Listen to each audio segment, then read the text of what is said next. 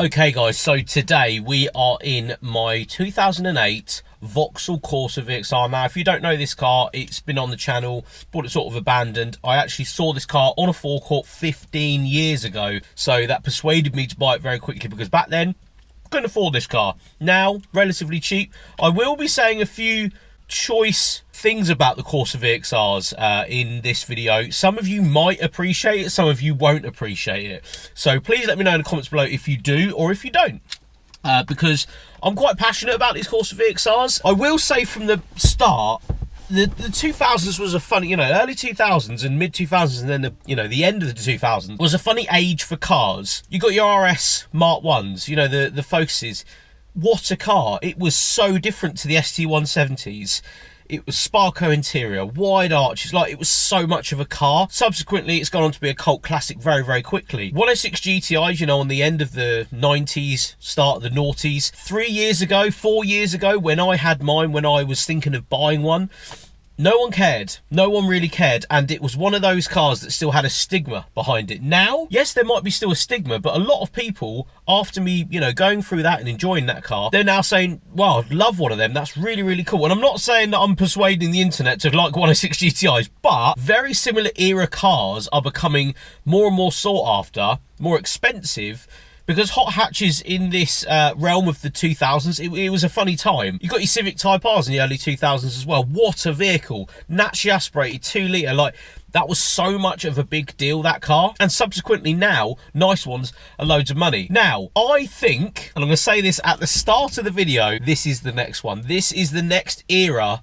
of car. Hold tight for the whole video though, because I'm going to explain why I think that. Now, I'll be the first one to admit there is a lot of failings with this generation Corsa. Mainly reliability, if you are going to push this car or drive it enthusiastically, I think the word is. I had a friend that bought one of these relatively new way back in the day, and yeah, Piston 4 left the chat quite a lot. Piston 2 did once, I think. The gearbox, he did about 2 or 3 of them. So yeah, reliability, we'll see past that today, but even this one today, you guys are watching the channel, come on boost, it comes straight out of gear. So yeah, this is a prime example. It's got 60,000 miles on it. I think it's already had an engine. It needs a gearbox again, although it's just had a gearbox. Because a lot of cars in this generation, you take an ST150. So when this car came out, 2007, that was the current Fiesta ST. Now I know there's a lot of Ford fans out there that would say that is a good car. It was incredibly slow. The Civic Type R was a leap ahead of that vehicle, and this was then the new kid on the block at the time. And no, they're not necessarily comparison, but what a night and day car that is in comparison to this. Yes, don't get me wrong, the Mark 7 came out just after this, which completely destroys this as a vehicle, but at that current time, say 2007, that's what was going on. So you got to give Vauxhall a nod there, because they put a flat bottom steering wheel with unbelievable feel of turning. This front of this car, honestly, it just drives so lovely, and you can point it and throw this thing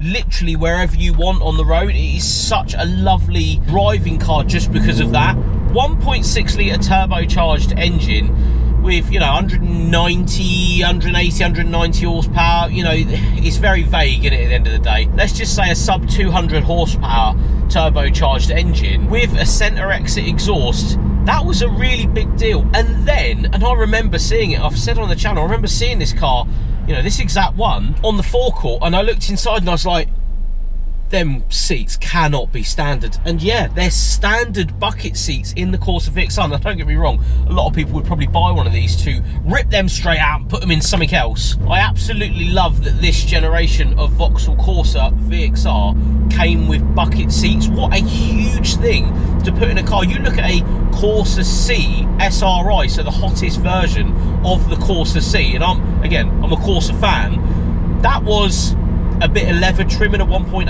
litre engine. It, maybe some bigger brakes, I think, out if that was as far as that car got. Then this come out and it was like, oh my god, you've put bucket seats, a flat bottom steering wheel, a quick rack. It's got good brakes, it's a centre exit exhaust, it looks space age, and there's gills all over it, and there's a diffuser. That's a really, really big deal. And I'm saying all this, to bring it to light that maybe because of those characteristics when it came out, the seats, the way it drove, what it looked like, the spoiler, the diffuser, the centre exit exhaust, maybe in years to come, people might start looking back and thinking, bloody hell, that was a big deal then. It was to me, and it still is today. This car is a big deal. And I know I'm jumping the gun here because we're still talking about a car that's from 2008. It's not a cult classic, it's not a modern classic, it's nothing like that. But then normal 106 GTIs or Honda Civic Type Rs, the EP3s, they weren't that. And then in recent years, suddenly, it's now really hard to find a really nice Civic Type R. You find a low mileage Premier Edition, oh my god, you're talking loads of money. I even looked at yesterday a Civic Type R, an EP3 with 200,000 miles on it. It was £3,000. Yeah, it was nice, but what? So is this the bargain era of a mid-2000s or late 2000s hot hatch that I'm sitting in today, that people are sort of glossing past? Oh, it's a horrible stigma of, you know, Corsa VXR and this, and they drop a piston here. But a lot of cult classic cars from the 2000s, you know, modern classic stuff, have their own share of common problems. This one being not an exception. It has tons of common problems, but every good car does, doesn't it? So I know I'm jumping the gun, and I know there's going to be people like, you are out of your mind saying that. And I said this years ago about one of these, like, do you know how much of a big deal that was? And yes, there was a lot of them, and there was, you know, people destroying them and, you know, this and that.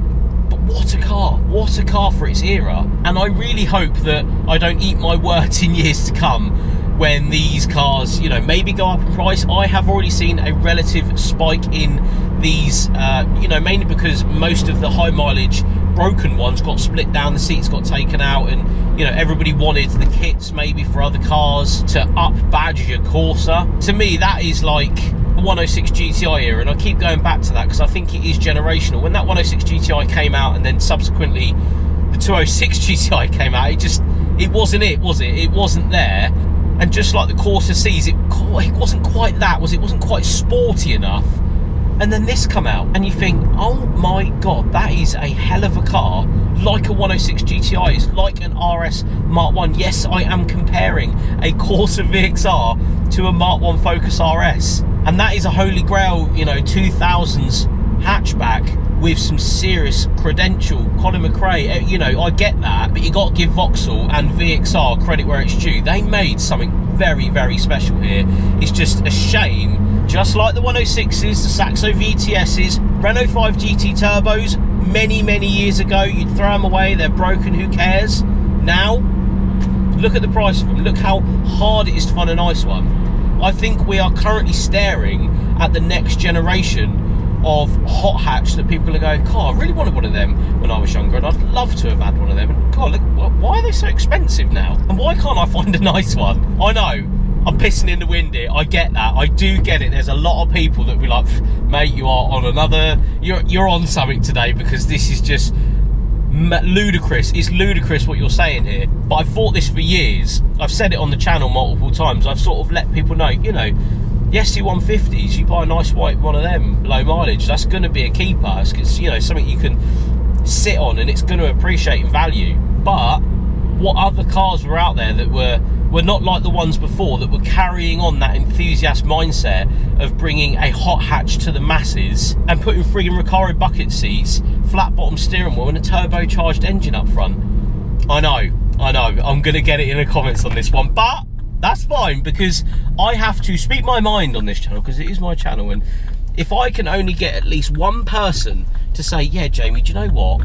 Actually, I do agree with that, because when I was younger, I saw one of them on the forecourt, and I get that, you know, the Recaro thing, that was a big deal, and flat bottom steering wheel, that's cool, and they do drive like very quick. This quick steering that these VXRs have is phenomenal.